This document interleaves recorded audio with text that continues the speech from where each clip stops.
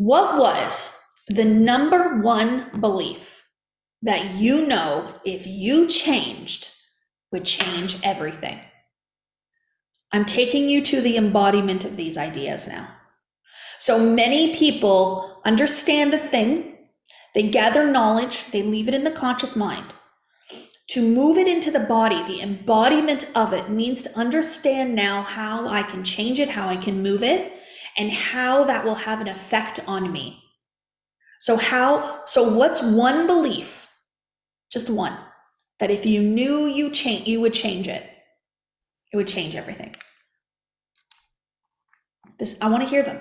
And the reason I'm asking is because when we see other people's beliefs, it lets us see that we too have that belief. So it's a really, really beautiful way to be like, oh, I hadn't thought about that. So it's awareness, right? I'm not worthy. Oh, yes. It's very powerful. Scared is a really great awareness, because when you are in a state of fear around money, when you are in a state of fear around money, you are letting the money control you and you are not controlling it. Right? How could we be afraid of a spiritual idea? Because we're making it a physical thing. And then we have made money be something that's so dependent upon our worthiness. If we don't have it, we suck. If we do, we're good enough. Why? Why is that the case? I can tell you right now, like, from somebody that's over here having experienced exponential wealth now in her life, I never made more than, on average, probably $5,000 a month, Canadian dollars. And to have now, I have seen $1 million almost cash come in 1 month into my bank accounts. So having now observed that and seeing it from the other side, I am not a better person because of it. Not because of the money.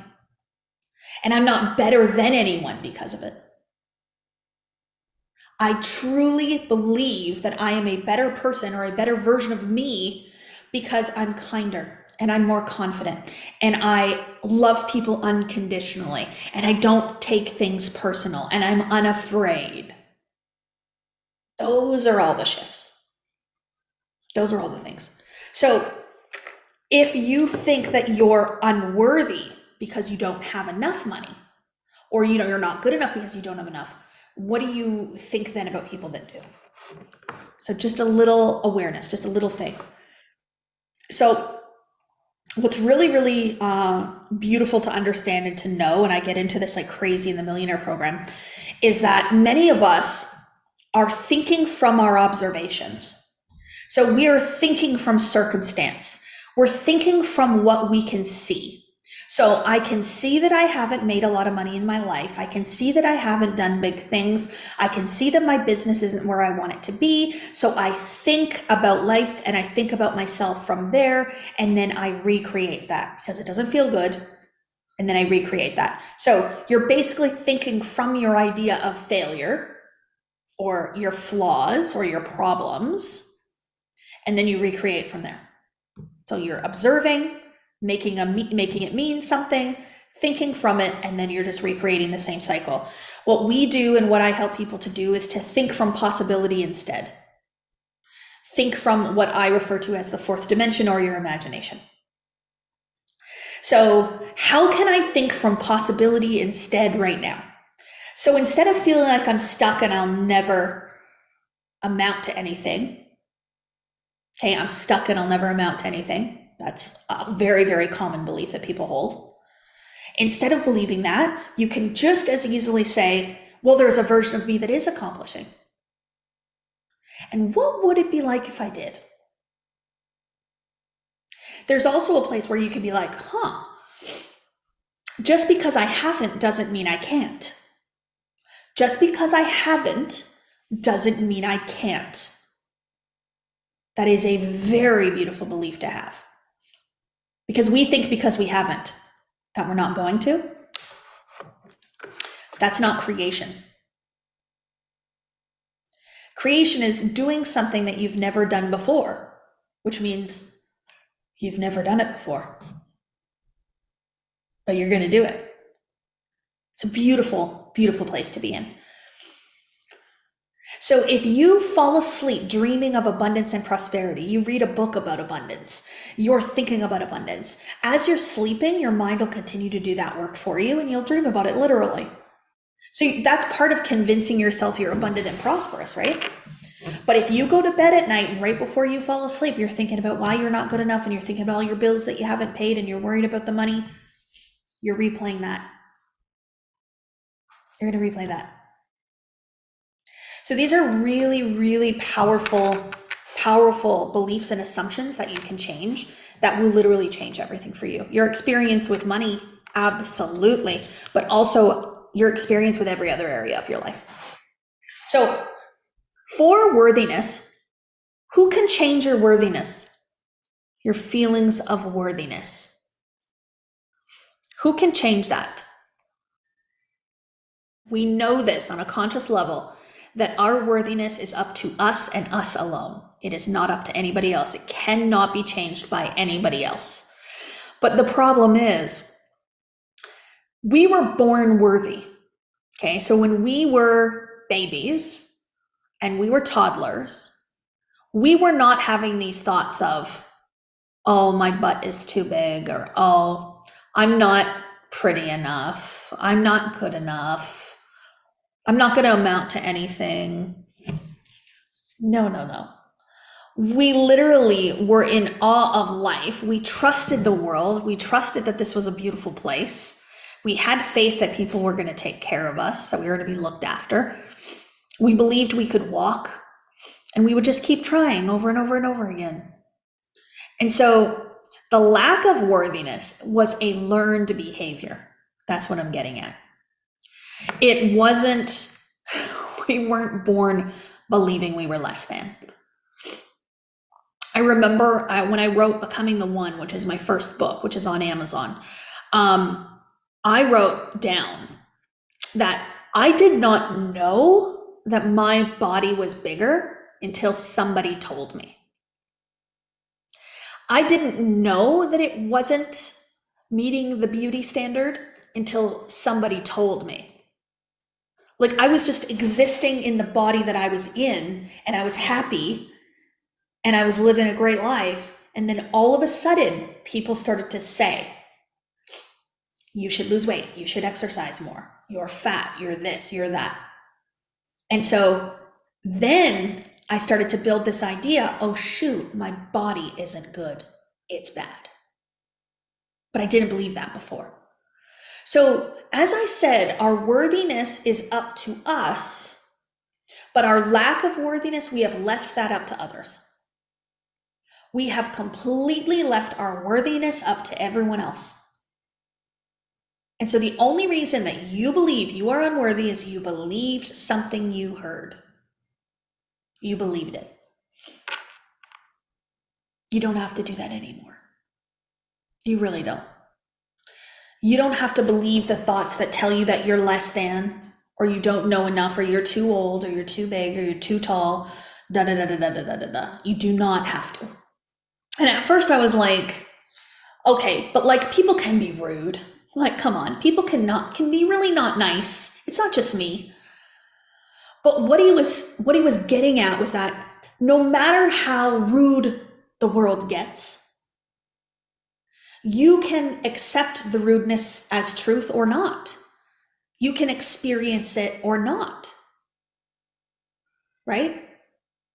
One of my calls that I had with Neil Donald Walsh, he says, you can observe, but you do not have to participate in. You can observe, but you do not have to participate in. So we can observe someone's rudeness.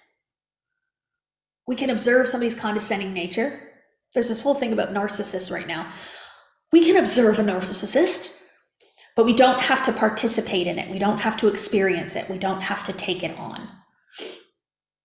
So observe, not participate. I love that. So The beautiful thing then is we can go back and we can look at, where did unworthiness come from? What did I believe? What did I believe? There are times where things have happened to us that we did not ask for, we did not want, and they have been quite traumatic in our lives. But a way that you can free yourself and raise your worthiness back up is that that did not happen to you because you were unworthy. It did not happen to you because you chose it or you asked for it. It simply happened because there are bad things that happen in the collective consciousness. There are bad people that do bad things. They don't know that it might be bad. But that doesn't mean you're bad. You don't have to take that on. You are worthy now, right now, and you always have been. You just did not believe it. And you can believe it today, right now. You can literally, not today. The thing of it is that when we accept something as truth, we have an experience about it. So the reason why, not anymore, I really don't get a lot of it anymore, but anytime I would get any criticism, I remember my first year in 2020 when I was launching this business, I was really loud and things were moving really quickly. There would be some criticism. And I remember this one coach, she commented on an ad, I think, I can't remember what it was, but my team, they sent her so much love. They were like, we're here to support you. We can help you in any way. Nobody was like getting mad at her. Nobody was telling her she was wrong. Like everybody was just like, we're here for you. You know, you don't have to be like this. Like, you know, we'll support you. But she was commenting on my inability to coach people because of the size of my body. Because I had a bigger body, I couldn't coach people. And what was really, really interesting is when I first read it, it hurt my feelings. I was like, ooh, that stung. And then I asked myself, why? Why did that hurt my feelings? Because I believed it. I took it on as truth. So very quickly I went, okay, how can I shift this? Because this lady's hurting my feelings. I don't even know who she is, but she's hurting my feelings. How can I switch this? And so I asked myself, is what she's saying true? Is it true that because I have a larger stature body that I can't coach people? That I can't help people? So then I started going through over the past year, how many clients I've had, how many wins have I had? I went through my phone and I started reading all the text messages. Every single text message, comment, voice note, whatever, I save every single one of them. I have an entire folder on my phone. It probably has 10,000 screenshots. I save every single one of them for moments like that. So I just went back and I read it and I went, no, it's not true. It's not true. And so I just let it go. I just released it. So what are you accepting as truth? And how can you reject that truth? You know, when you're going first, when you're paving a trail, other people aren't necessarily going to understand. And they're going to say things that could take you off that trail you're blazing. But when you're going first, you're the first one to have that awareness. You're the first one to have that knowing. So not everybody's going to believe or agree. But soon enough, you'll have hundreds of people that are like, I believe in this. I love it. It's really beautiful. You can get 1,000 compliments and one negative, and the one negative will replace all the 1,000 compliments. Why is that? Why is that? Because you don't need to be convinced of the negative. You already believe it yourself. When you love yourself unconditionally, one negative comment will not impact you one bit. Trust me. It will not.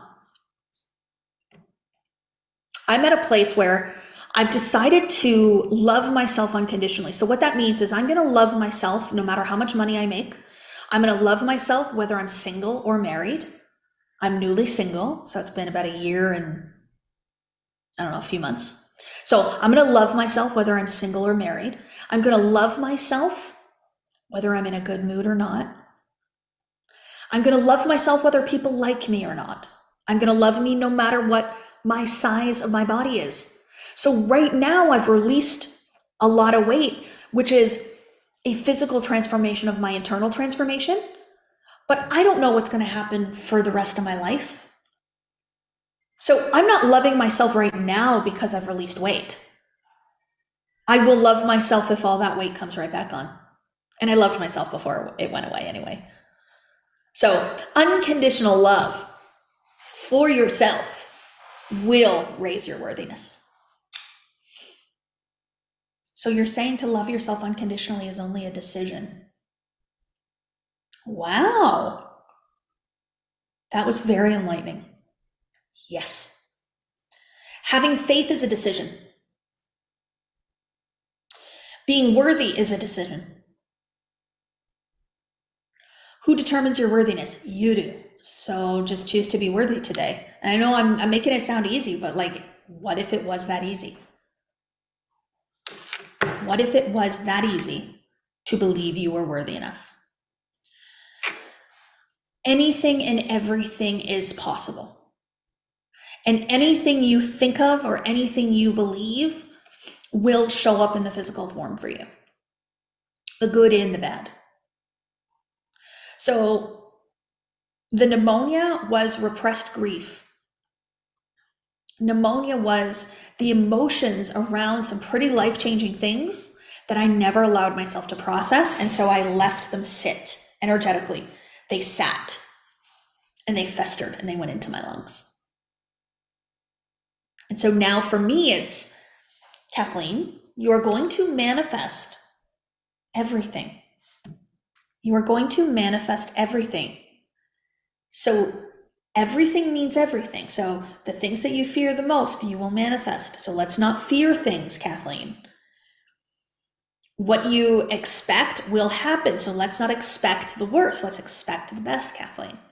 Let's love ourselves. I was in Arizona, and they always have at the hotels, they always have the notepads next to the bed, and I always write myself a note. So the note that I wrote myself this time was, Kathleen, you have faith and you act on that faith every day. It's just a reminder to myself. So it's like my spirit's reminding my human. It's kind of what I do. So now that we understand more about why we believe what we believe about money and what we believe about money, now's the opportunity to decide to believe something else, right? So how can I believe something else than what I currently believe?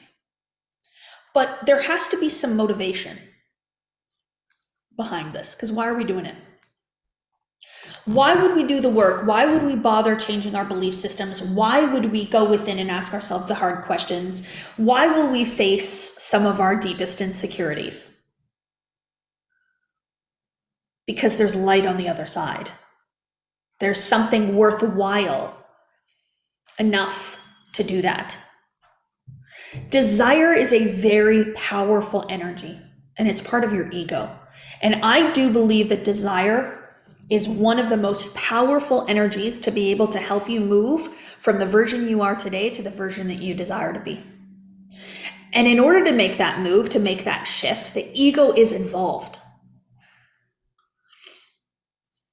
And that's the productive side of the ego.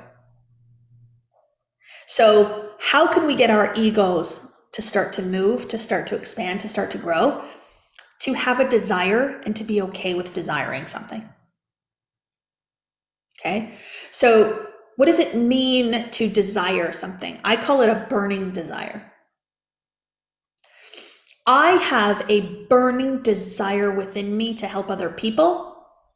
I have a burning desire to shift the collective consciousness. I have a burning desire to have more money in my life. I have a burning desire to help my daughters by having money for them available for when they want to go to university, or maybe they don't. Maybe they want to start their own companies, whatever. So having a burning desire is an important part of shifting you. Desire is something that you have when you don't have something, right? To desire it means you do not have it. So the higher levels on the frequency scales, and they're not frequencies in terms of vibrations, in terms of money frequencies or self-concept frequencies. They're the frequencies that we measure certain emotions at and feelings at. So bliss way up at the top, love way up at the top, right? So desire is lower on that scale because it actually comes from a place of lacking something. But we have to start there to get up to here. So we're going to build a burning desire for more money today so that we could raise you up. So if you don't desire money at all, it won't come to you. It just won't. There's no want for it. There's no use for it. It's completely against universal law.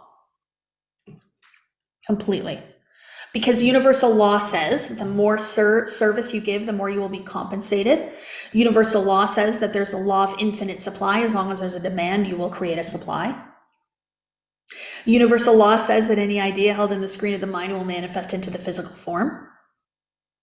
So you have to want money to have the idea in your subconscious. So building the desire is an important process in shifting out of the lack and limitation for money into the wanting and the desiring of money.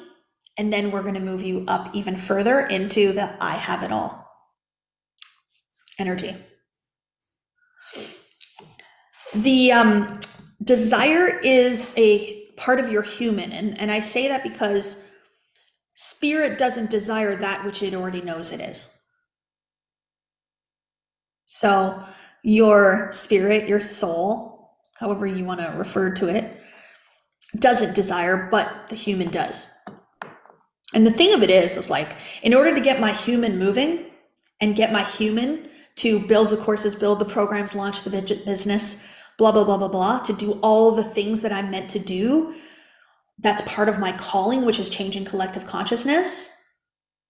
The desire for my human had to be created to move my human to do all those things. Yeah. So we can, like, my ego and my desire helped me to do this. We want to build the desire today. That is the biggest thing. We have been taught, and then we experience, and then we teach it through our experience of it, that we should exchange time for money. And so knowing what I know now, I would never go back to a position where you would pay me a certain amount of dollars for an hour of my work. I wouldn't. I just know different now, and I know that there's another way. There's a way where you can be making money in your sleep. There's a way that you can make money while you are not working. You just have to become aware of it. Yeah. So when we break the generational curse, what we're actually doing then is we're creating a new generational paradigm that perpetuates. So for me, with my daughters, one of the greatest things isn't the money that I can give them. It isn't having a bank account full of money for them that I could give them one day. No. The power lies in what I'm teaching them. I'm teaching them how to make their own money, how to be a vibrational match, how to be open to receive. Both of my girls have already started these loom businesses where they're selling loom band bracelets. Like, it's beautiful. I would have never even thought about that. I was thinking about a job, getting a job. So what you experience and what you live, you then are teaching it through your experience of it. Yeah. The other thing that you may not consider with money, okay? So just a few things that I've noticed. I will not do things that I don't want to do anymore. So when I had less money, I felt like I had to do certain things. For example, working a night shift. I would never do that now. I would never work when I'm supposed to be sleeping. I now know that working a night shift was financially based, and it came from lack and limitation, because I believed that I made more money working a night shift. So I would do things that I wouldn't want to do, be in situations I didn't want to be in situations, because I thought that that's the only way to make more money. So working a day shift, you made less money. Working a night shift, you made more because you got a shift premium. So more money was tied to doing things I don't want to do. So let's get rid of that. What if you can make more money only doing what you love? Doubles, triples, quadruples. So when you're living in your passion and you're doing what you love every single day, it doesn't feel like work at all. You're just existing, you're loving life. Money comes where it is needed and where it is asked for and where it will support you and help you. So to ask for money to then reinvest in yourself and your own growth so you can learn how to continue to be an open vessel for the rest of your life is actually brilliant. That's what I did. I was in my lack and limitation mindset. I was in lack and limitation when I invested the most I've ever invested in one time into myself. And making that investment from that place, choosing to have faith, choosing to believe an abundant version of myself, changed everything. It immediately put me on a new frequency of vibration, immediately. And this happens time and time again in our community.